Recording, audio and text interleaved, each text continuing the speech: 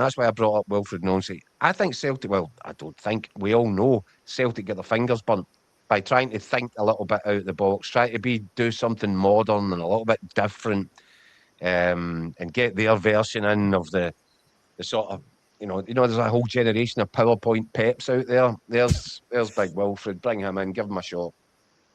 And it was catastrophic. And you had a guy on national radio last night who was on the other side of the city, exact same thing. And he was on 2 hours on the radio last night. I don't think he took the blame for anything that went wrong anywhere at any of the clubs he's ever been. Permanently in denial. Wilfred Nonsi seemed to think he couldn't understand why he was getting such a hard time. Martin O'Neill comes along not once but twice, steadies the ship for Celtic, shows what an old head can do.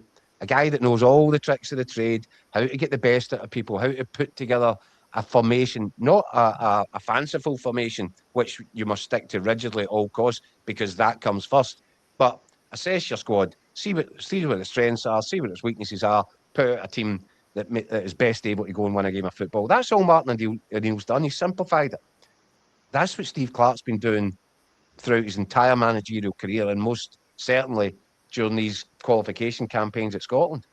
So if Celtic were looking at it and thinking, do we want a safer pair of hands? Do we want a Martin O'Neill Mark II, if you like? Then maybe Steve Clarke's an ideal candidate for that. But I'm not sure how the Celtic fans would think about that. Big Kev has set the tone there by saying it's heart attack material. Well, funny you say that, Keith, because we've got plenty of comments coming in. Kev's actually responded to us when you said, would you rather have Wilfred Nancy? And he very succinctly says, no. So thanks for that, Kev. But Celtic fans don't seem too keen on the idea. John says Steve Clarke's football philosophy is 180 degrees away from Celtic's attacking style. No way, Jose. Chris Gardner says Stevie Clarke's brand of football is the Timu version of Simeone at Atletico. Mark simply says Clarke's football is criminal. I think he gets a bit of a raw deal. I mean, 3 out of 4 tournaments for Scotland.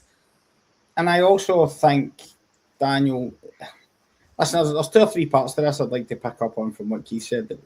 The first one being, I certainly have no idea what the vast majority of the Celtic fans think. However, I do have a feeling that had Steve Clarke's name been floated at the beginning of this season, in terms of if Brendan Rodgers leaves next summer, there'd be no chance. For the reasons that have been mentioned there, but for the reasons that have been outlined by Keith, the Wilfred Nancy thing, everything that happened, there has been a kind of sharp intake of breath of what might be the thing that gets the job done. The footballing aspect, I understand supporters having that concern. However, I would caveat that by the fact that when Steve Clarke's gone into Kilmarnock, to enable him to get results against the likes of Rangers and Celtic, he can't go gung-ho and play front foot football. When he's the manager of Scotland, a lot of the games they're underdog, and he's having to get results against bigger nations, and he's fine. Now, I know there will be an argument that when Scotland plays some of the lesser nations are maybe not as good as what they should be, and that was an argument that was put against the likes of Davy Moyes, wasn't it? When he had like a style of football and then he went to Manchester United and people said that he couldn't really translate it that way. But I'm not sure that would be exactly the case. I think if Clarke had better players, if Clarke consistently had squads and teams getting into games with better players in the opposition, he would build a way of playing football. I think he's tactically adept and very, very good. We've all seen that. The other part that sort of caught my attention yesterday was I kind of felt like the World Cup was going to be the natural end of this successful that Steve we all did, Swan. For Scotland. I was quite surprised when I read the stuff this morning, the fact that he seemed so keen.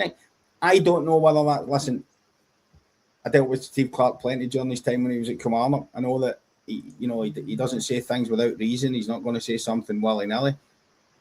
You do want, I think these things go up and down, don't they? At the moment, the Scotland job's absolutely wonderful because Scotland have qualified for a World Cup. Plotting and planning, preparations, and everybody loves him. He's getting carried, and then you don't qualify and you're having bad times, he's getting caned, and they'll probably think to himself, well, now's maybe time to get back to the club. But I was quite surprised to hear him sounding so warm on it. Yeah, to the prospect of staying on again. But listen, maybe that's just a genius bit of politics. Keep everybody's doors open.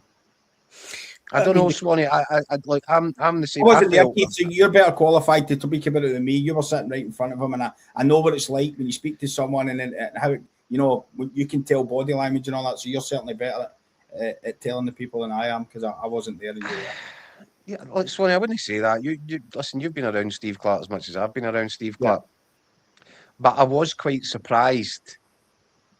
So he's guarded at first, as I said, straight back to the first question. And more, it seemed to dawn on him, this might not be the worst idea in the world, just to have this conversation, just to put it out there that I'm actually really open to having a conversation with the SFA about staying on, much more open than I was just a wee while ago. But I've got nothing to talk about because they've not made me an offer. And by the way, I might need to start speaking to clubs because I need to ask myself what comes next. I just felt, I don't know if it was leverage. I think he's an honest enough broker, Steve Clarke. But it was almost as if halfway through getting asked those questions yesterday, he started to think, maybe this isn't the worst idea in the world to actually put something out there. And I think it'll come as a surprise, certainly to Scotland fans, that Steve Clarke is actually really coming round to the idea of staying on, but he's not sure that the SFA want him. It is unusual, Keith, in the fact that, you know, you can totally understand from Steve Clarke's point of view. I would imagine, listen, football management is a game where no one's really sure ever what's happening from month to month. But it does seem a bit weird that we go into the tournament thinking, okay, when that last game finishes, that's the end of it. But, you know, the SFA are maybe thinking to themselves, well, we don't want to commit just now, because what happens if we go to another finals and our calamity and the team doesn't perform? And Wilfred Nance is available. Listen, everybody knows my take on it. I would have Steve Clarke for as long as possible as Scotland manager. I mean, me too. That's the no-brainer side to this. Yeah, I have no question in that. But I'm surprised at the fact the SFA haven't at least put the golden handcuffs on him. Yeah, something. Listen, the SFA have never had it so good financially in this century. Yeah, you know, they're qualified for 3 out of the last 4 tournaments. The money is rolling into Hampden sixth floor. This guy should be protected at all costs. And what does that tell the manager? The thing that I've just talked about there. I mean, if you're the manager, you're not entitled to think I should have a mega bucks contract put in front of me just now to go on beyond this World Cup, having just got the country there. And the fact that it's not happened, does that make you think, well, wait a minute, do they actually want me to stay on or what? Yeah, I think the SFA should be more proactive on this. It's an interesting one, but apropos nothing, Swanee, he then threw in, it was him that mentioned clubs, that he might need to speak to clubs and all this. And it was just little bit by little bit, you're thinking, oh, the layers of the onion are coming off here a little bit. Yeah, you need to be up the back, not to think people have had conversations or somebody's spoken to someone about. So he was, I think at one point somebody asked him, one of the other guys asked him, has there been contact from any club, Steve? And he just kind of looked at him and says, how long have you been doing this? Yeah. So there was your answer right there. So I think it's interesting. And not alone, Keith. What managers in this get into this World Cup that are, you know, sought after, from your Thomas Tuchel's to Martinez's that we've spoken about before? There is a raft of managers who are going to be in exactly the same boat as Steve Clarke. Everybody wants a World Cup manager. Indeed. That's just a fact. Now, if you're Celtic, are you doing your job properly? Even if you ultimately decide that you want something out the box and fresh, forward thinking and young and modern and great to watch, I'm not sure you're doing your job right if you haven't been one of the clubs that have at least had that initial conversation, just to see if there could be a sort of a mutual understanding and a beneficial relationship. I think I would want to have it, even if it was just to score them off the list. I would agree with you, but recent evidence would make you wonder. If Celtic were being run professionally, Swanee, you're absolutely correct. There's plenty of forthright opinions in the comments, guys. Give me a minute to run through a few of these. Ian says John McGlynn would do a good job for Scotland. Mo says Big Ange for Scotland. Chris is one of a number of people saying Motherwell will take Clarke when Askou goes to Celtic. Free-flowing football from next season. Green Machine says Alex Neil has a better CV than most of the names get mentioned for Celtic. Big Rab says Clarke would be a good manager at Celtic. He's part of the best attacking coaching at Chelsea, but he said he wouldn't manage Celtic or Rangers. David, though, I mean, look, opinions like this, we should have lost every qualifier for the World Cup. We got there purely on luck. Steve Clarke isn't the answer for Celtic. Either keep Martin or go for Berthel Askou. Sorry, let me finish these. Green Machine says, don't want to see McInnes at Scotland job after Hearts collapse. Keep Clarke at Scotland. Jimmy says, I would rather have Arnold Clarke. Can I just jump in there? What Hearts collapse? There's a lot to unpack in that statement, Swanee. I'm glad you picked What collapse is that? That's the wishful thinking collapse. And finally, your loyal Muppet says Clarke has a wealth of experience. He'd be a good bet for Celtic. James, though, says Clarke should be nowhere near Celtic. Askou is the no-brainer. Right. Where do we start with that? Plenty There to is a lot of in vogue, isn't there, in fashion, and Jens Berthel Askou is in fashion at the moment in Scotland. But there's got to be, and rightly so, Swanee.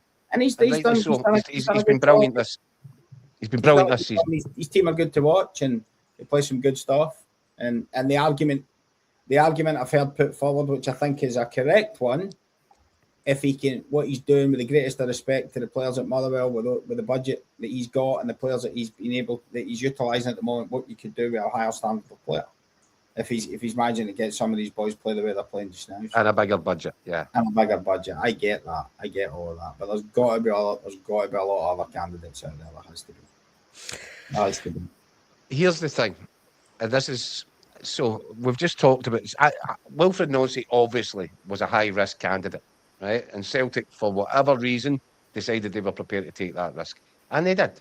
And look what happened. Shambles. I think if you've been part of that decision-making process, you might be naturally inclined to want to take less of a risk next time out. I would accept that Jens Berthel Askou constitutes less of a risk for the simple reason that he knows the league. He's shown that his style of football can be effective. It's been really impressive. It's been a great watch. There's going to be, I think there would be a positive reaction just based on what he's done at Motherwell this season.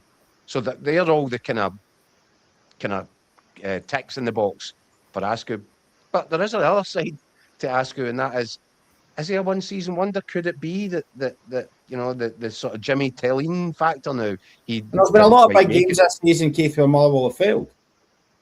That's a good point, Swanee. The final against St Mirren was a big night in the spotlight, and they got 4-1. 4-1, right? Yeah. And then got them and get the cup tie against Aberdeen at Pittodrum, and when Motherwell are absolutely flying, and everybody's talking about them potential title contenders, and also this could be the trophy. Mm-hmm. And they lost that game. But with the greatest of respect to Motherwell, the difference is when that happens, it's almost just like brushed aside. If you lose those two cup ties, because you're still overachieving. You're still overachieving. There's massive fallout. So. It's worth saying as well, Mark in the comments says 7 months form. Is that good enough for Celtic? Did we learn nothing from Nancy? Yeah, and I think that's the question, isn't it? And also there's other aspects to take into it as well. I don't know Jens Berthel Askou for the guy that lives across the road, right? I don't know about his mentality. But the spotlight and scrutiny of managing Celtic is very different from what it is managing Motherwell. Now, he may take to it like a complete duck to water if he gets the opportunity. I don't know, but that's something else that has to be factored in. He certainly speaks very well and speaks like he would take to it, no problem. But we've heard plenty of those guys in the past. Yeah, and so when you're saying that, I mean that's not a slight on Jens Berthel Askou, by the way. What I mean is, there's no way of knowing until you get into it. That is what I mean. Like, look, people, think you only had to listen. I remember sitting here saying the exact same thing. You had to listen to Russell Martin last night on the. He said that, and he'd been at Rangers as a player. Yeah, and listen, we were saying the exact same thing. That there was a general sort of excitement about Wilfred Nosey and this kid. And I said, look, he's done reasonably well.